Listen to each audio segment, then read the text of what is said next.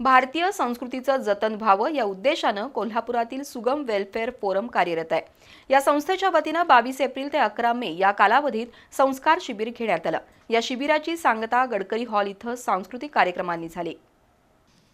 कोल्हापुरातील सुगम welfare forum या संस्थेच्या माध्यमातून मुलांना बालवयातच विविध गोष्टींचे प्रशिक्षण दिलं जात आहे।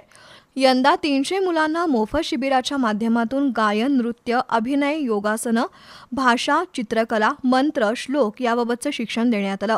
22 एप्रिल ते 11 मे दरम्यान झालेल्या संस्कार शिबिराचा आज समारोप झाला। त्यामध्ये लहान मुलांनी आपल्या कलागुणांचं सादरीकरण केलं। योग, श्लोक, प्रार्थना, काश्मीरी नृत्य, पंजाबी, राजस्थानी, गुजराती नृत्य अशा कलागुणातून विद्यार्थ्यांनी आपल्या पालकांना सुखद अनुभव दिला। या शिबिरासाठी मयूर कुलकर्णी, श्रावणी कुलकर्णी, निलिमा कुलकर्णी, प्रसाद जोशी, निखिल पाटील, मुग्धा रेवणकर यांच्यासह स्वयंसेवकांचं योगदान मिळालं।